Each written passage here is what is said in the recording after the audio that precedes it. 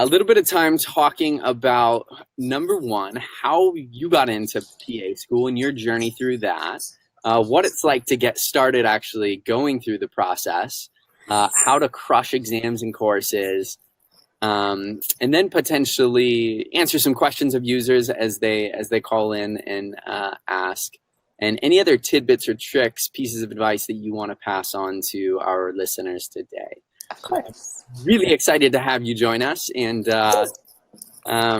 let's go ahead and just dive right in. So, why PA school? First off, what was the driving force or motivation, inspiration behind you going to PA school? So initially, I was pre-med, and I wanted to do something medicine. I was pre-med up into my junior year of college. I actually joined. There's background noise. That's my dog, so don't mind that. Junior year in college, I decided to join this pre-med honor society, and everyone was pre-med. I was still kind of like, okay, like let me see how this is.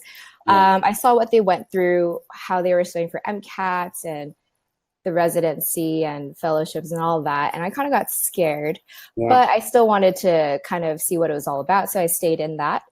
And I asked my members and fellow classmates or whatever, like how they got shadowing opportunities. So they're like, oh, down the street there was this place that did volunteering and shadowing for MDs, PAs, NPs, all that. So I decided to go check that out, and I went there wanting to shadow a doctor, and they're like, oh, we don't have any more doctors. Everyone else, all the students taken all the doctor spots, but there is a PA. And I was like, I don't really know what a PA was about.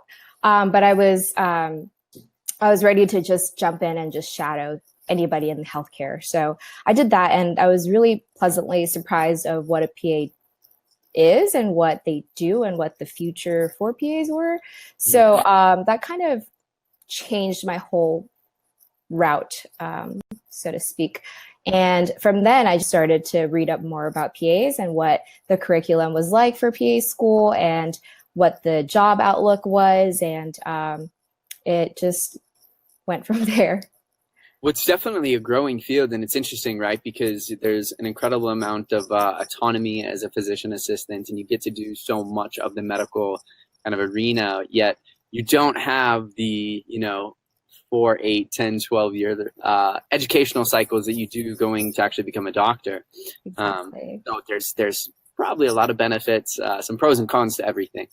But let's go ahead and talk about your journey getting into PA school, because I know for me getting into medical school, it was incredibly difficult. But let's focus on you in PA school, and tell me a little bit about your journey through time before this last year. Yeah, so it did take me 3 times. And when I found out that I wanted to pursue PA, it was, like I said earlier, my 3rd year in college.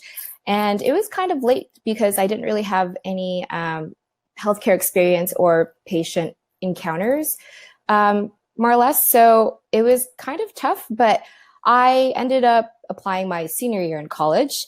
And I kind of just wanted to test the waters. At the same time, I was like, oh, maybe it'd be so perfect if I can just get into school right after I graduate college. So I applied my senior year to 4 schools, very local schools. And I was like, okay, I have all these classes and hopefully they all count for these requirements. And I applied. I did the whole entire CASPA application and almost went up to my secondary applications. And I called one of the schools just to make sure my classes all kind of were checked off, and they said they weren't. I assumed that my 400 level psych courses were okay for intro to psych. And they're like, no, that doesn't work. You need intro or you need 101. And I was like, wait, but I have 400 level classes. Like, doesn't that just take? They're like, no, sorry. Like, you have to take those classes. So because I didn't read all the requirements and all of the directions, that kind of just, fudged me for a year. And I was kind of sad, but I mean, I wasn't really ready. second year around, I was kind of missing the hours. So to apply to PA school, Yeah, can you yeah. describe? Because I think So people here, I mhm. know that there's a big audience from all over with many different backgrounds. So explain what the hours is and what is even necessary. What do you mean? Yeah, so as a requirement to apply to most PA schools, they require you to work with patients and to have patient care experience. And so they kind of make you tally up all the numbers and all the hours you've worked with a patient so that they kind of know that you have experience and you know how to kind of interact with patients. So that's another check mark that you'd have to complete prior to applying to some PA programs. And so minimum to be competitive, at least 1,000 hours. A lot. Yeah, it is a lot. So it was really hard for me because I just barely realized I wanted to be a PA or go to PA school. And so coming into my second year, I didn't really have that many hours. And to be competitive, all these applicants coming in had years of experience because they really knew that they wanted to pursue PA at a really young age, or they come from a different specialty. So I was competing against those people, and it kind of just, it was really hard. I had all my prereqs, all my anatomy, physio courses, but my hours were lacking, and my volunteer hours weren't that great either. That's another checkmark thing that PA programs want you to have. You want to be, you want to have volunteer hours on top of that, shadowing hours, patient care hours, healthcare hours. So not just grades, but all of these other things. So second year, I just didn't have enough, and it was just not up to par. And so my third time around, I was like, okay, this is going to be the last time I do this. I'm going to beef up all my hours. So I worked 2 jobs and went to school on the weekends to retake my C's that I got in certain prereqs. And I just hustled until I couldn't anymore. So I racked up all my hours, did what I could with my GPA, and I shadowed a whole ton. I shadowed MDs, I shadowed PAs and NPs to really make sure that PA was the right one for me. Yeah. Volunteered a lot, non-medical and medical. I spoke to a lot of alumni from these programs just to make sure, like, if I was able to choose between a school, like I know which schools are better. I went to conferences. I did everything I could to like just make myself a better applicant. And I really, really, really tried my best this past, or 2 years ago, actually now. And I was really pleasantly surprised with 5 interviews and 3 acceptances. And then I got into Western and I started this whole pre-PA Instagram blog thing prior to matriculating into school, and then now we're here. So it took a lot of hard work, but there are definitely a lot of things that I made mistakes on and a lot of things that worked for me. And that's kind of my mission, to like share this knowledge and to like hopefully help people out there that are going through the same thing I went through.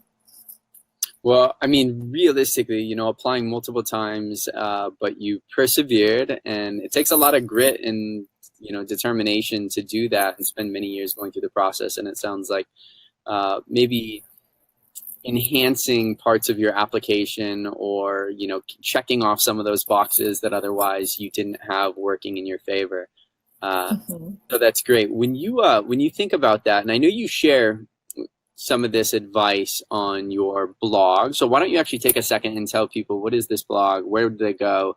Yeah, so it's basically my name, Jasmine K hyphen PA.com, and I have all of my statistics on there. So each year, what my stats were for GPA, how many hours I worked. For all 3 years, I have kind of all my blog posts on there, like how to find someone to shadow, what to do for volunteering, why it took me 3 times to get into PA school, and which program should I apply to. And I have a lot of things on there right now that's recapping what it's like to be a PA student. Yep. So I kind of have it as like an online journal for me to just look back to see like what PA school is like. I also have this really cool page on there that kind of highlight my classmates and their journeys. So not only do you get my background and my journey, you get my classmates too. And you can see that the whole MSPA class of 2019 at Western, you can see what they did to get to our program and what influences them, what helps them, what didn't help them, what their stats were. So I have that all on my website. It's kind of nice to see students that aren't 4.0 getting into programs, because that really like made me sad because I'm not a 4.0 student. And I was like seeing on the PA forums, like all these great students getting in, and it kind of made me a little sad. But so yeah, you can go on there, definitely read up on my classmates' information and kind of get a little boost from it, hopefully. And yeah, there's a lot of resources on there. I have essentials to PA school if you're going to start soon, what I think are awesome things to get, what apps to use, what study materials to use. I have a lot of study tips on there, kind of showcasing what worked for me and what didn't. So let's maybe we can use that as a bridge to actually talk about, after you got into school, it's obviously a shift. It's a little bit different than college. So, the first semester getting started for any of the healthcare professions can a lot of times be overwhelming for people. It's a change of pace, and the information, the amount of information that you have to consume and retain typically blows anything out of the water that you've previously experienced in life. So tell me a little bit about, for you, what it was like to get started in PA school and some of the things that maybe you've learned now, as you complete your first year. Yeah. So once I got in, we actually had a little Q&A with our upperclassmen, and they're like, okay, so whatever worked for you in undergrad, it won't work for you in PA school. It's going to completely change. So I took that to heart, and I was like, oh my gosh, like I'm going to be a different studier and a different learner. For me, back in undergrad, I was a very multimodal learner. So I use visual aids, I use writing aids, and I use like sometimes audio, not too much. But I was like, oh my gosh, like this might change completely for me in PA school, and I don't have the time to kind of adjust to that. So I took that to heart, and I was freaking out my whole entire first month. The first month, give yourself some time to freak out, because everyone's trying to figure out their way to study and how they're going to study for each class. But one of our classes, they kind of prepped us. They're like, okay, go take this questionnaire, see what kind of a learner you are, and go from there. So I took that questionnaire, and that questionnaire thing is actually on my blog. It's under study tips. I took this questionnaire, and it turns out I'm still multimodal, and I'm very kinesthetic. So I love doing notes, and I love visual aids. So it was pretty much the same for me in undergrad. So I was like, okay, so it should be the same. So I tested that out probably like the later half of the month, and it like all started to connect and click for me.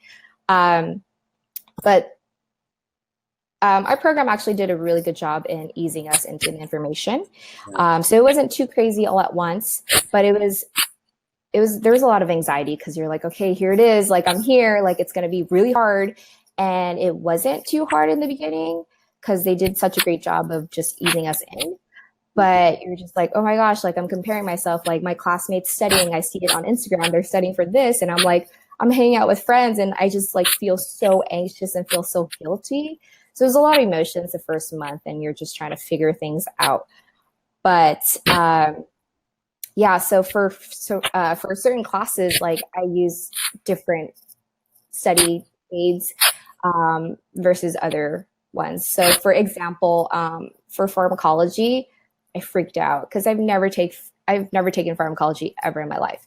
So we just jumped straight into antibiotics, and I was like, I don't even know what this means. Like, what treats what? And I don't know how. Graham, who? Yeah, anaerobes, like what?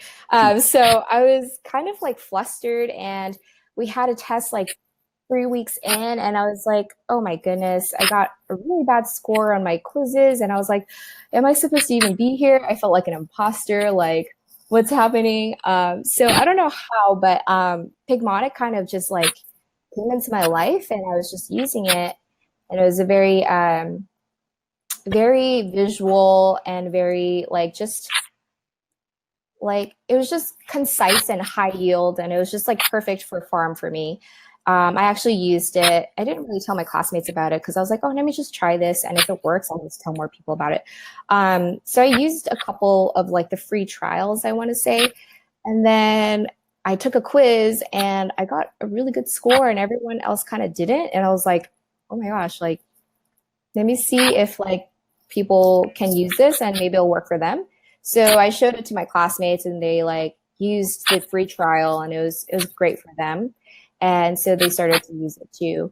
So that worked really well for me in pharmacology, because pharmacology is just memorization, just So much memorization, rote memorization. It's just not always, you're not yep, tying process to biochems or whatever. It's a lot of times, what is exactly. the side effect? What are contraindications? And you just have Yep. to memorize it and know it down cold. So, Yeah, far, it was so great. And then I was like, okay, maybe like let me try this for a different class. So I actually used it towards the end of my like studying for an exam for adult medicine, which is kind of signs and symptoms, clinical diagnosis mhm. of just all the disease processes that we will encounter. And so I used a bunch of other study guides and like study techniques prior to that. And at the very end, I would use Picmonic for studying for this test because it's high yield, and it's just like the main points, like what you'll most likely see. And these are the treatments, very like just to the point, great facts. And I use that towards the very end of like my exam when I'm about to take it. And that really helped too, because there's just big picture stuff.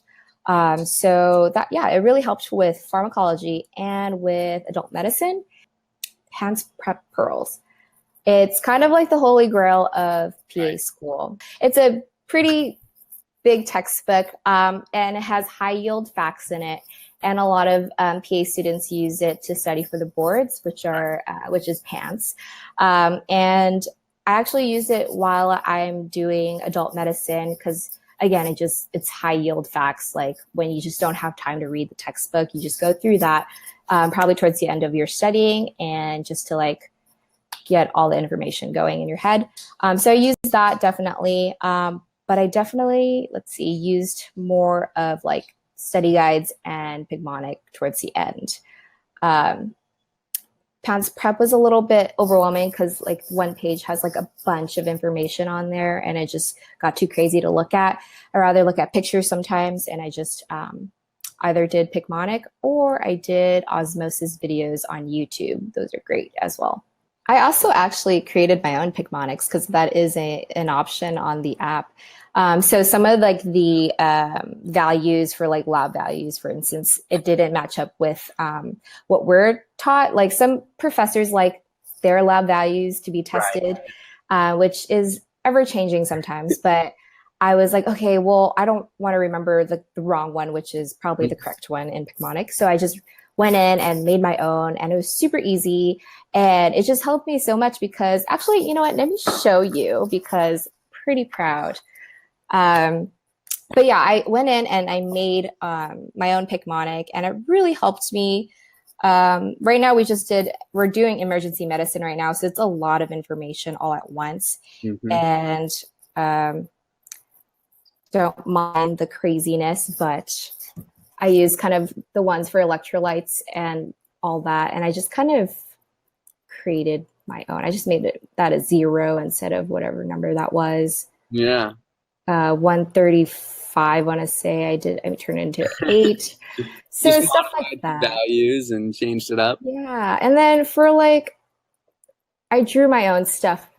It's not zooming in, but like for things like that, I would just draw my own things to kind of remember it better. How did, once you got started, how did you find balance in the amount of information that you were having to consume and just living life? And what does that look like for you?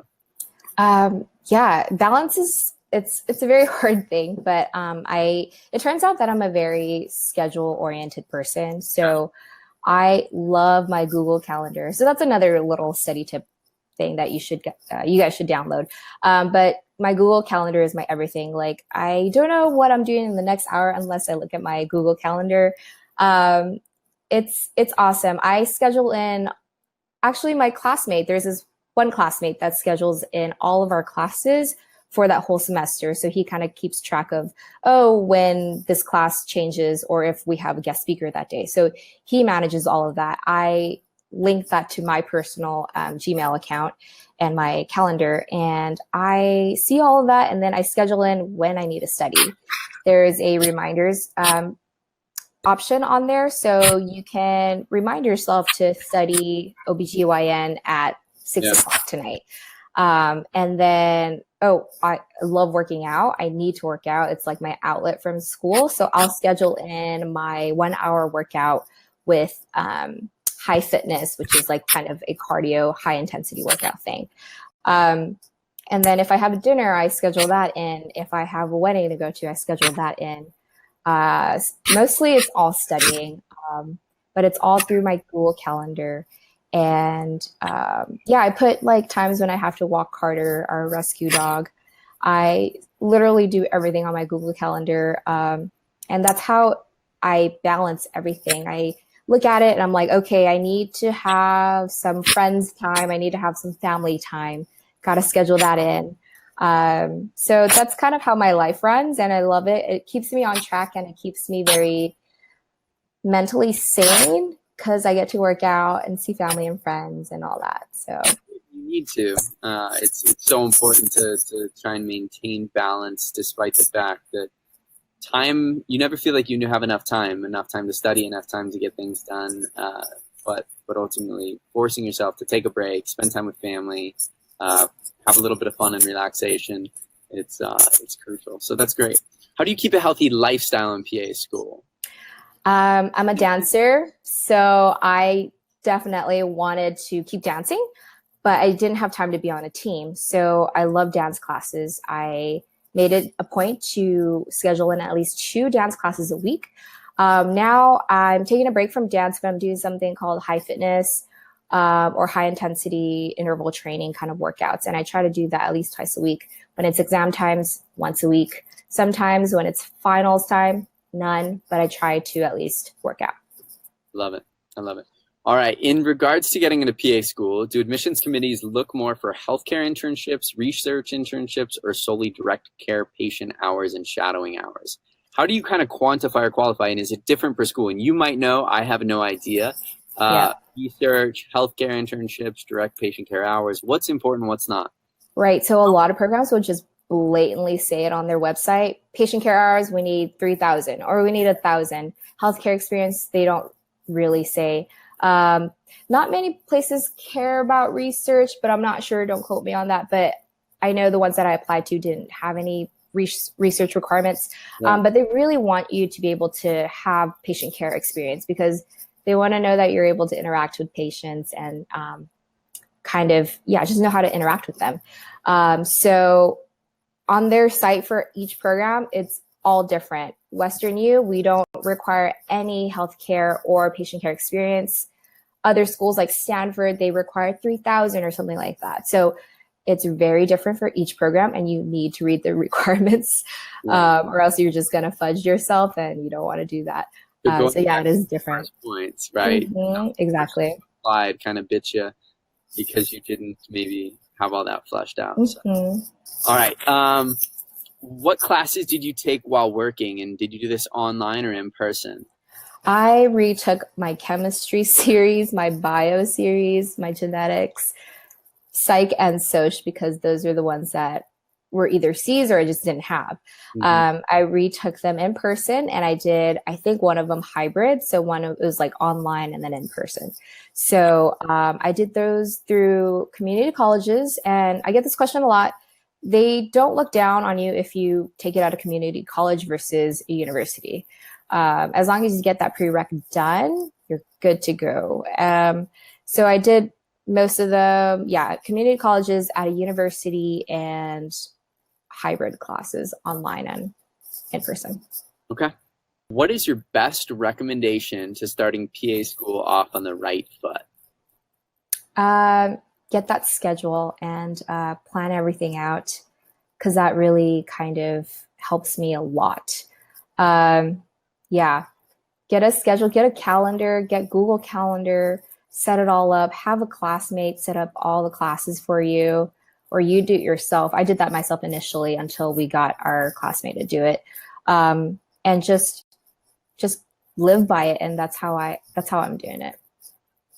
And make sure that you block off times in your calendar for fun and relaxation to play. So important. And then, part of that too is one of our last webinars that we did, for the audience out there, check it out. If you go to YouTube, you can go to the Picmonic Mastering Medicine webinar series. And we were speaking with a gentleman, his name's Dr. Taylor Brana, about this. And he was talking about the war room. And for him, it's, when he goes into study, it's all the resources are there, no cell phone, no social media, no distractions. You're dedicating, whatever amount of time that's blocked off on your calendar to accomplish whatever you need to, but taking that really seriously, because time management is tough. And even if you have everything scheduled and organized, if you don't put in the time to be effective and efficient while you're studying, it's tough. That reminds me, I actually downloaded this app called the Forest app, and it's a time management app. Okay. It's kind of like the Pomodoro effect, I don't know, or technique. You study for 25 minutes and then you get a 5-minute break and then you start that again. Right. And so for this app, you plant a tree and for 25 minutes, your tree grows. And if you go to your phone and you go to Instagram or whatever, your tree dies and that's just no fun. So it's, I know, it's right here. It's really cool. I use this every time I study. And there's my tree. If I plant it, and I don't use my phone for 25 minutes, I have a tree that grows and it becomes into a forest. So I definitely do that when I block off time to study, because I can only study for 5 hours a day and my brain just kind of dies on me. So every hour counts for me, and I have to use that when I study, because I just have to stay on track, or else I just do other things. Yeah. We're all very guilty of being easily distracted. Mm-hmm. How do you deal with fatigue when you're trying to study? So I kind of figure out when's the best time for me to study. I like waking up early to study, but sometimes that just doesn't happen. I have to study into the evening. I never pass 10:30. I have to get my sleep. But when I'm tired, I actually don't drink coffee because coffee makes my stomach turn, but I love matcha. It's another source of caffeine for me. I usually drink something like that. But if I'm really tired, I honestly just take a 5-minute nap. I wake up kind of refreshed. It's like a power nap, and I just get back into it. Well, I know some people are great nappers and others are terrible. I think I'm the terrible end of napping. If I take a nap, I'm done for. So yeah. Well, we are wrapping up on the hour, and I want to give you, first and foremost, I want to take some time, take an opportunity to thank you for joining us on this series and sharing your words of wisdom. I want to give you an opportunity to, Jasmine, as well, share anything about Jasmine KPA that you want to right now. Say it one more time so everybody understands where they can go for more information, contact you, and follow you. Yeah, so it's my website is www.jasminek-pa.com.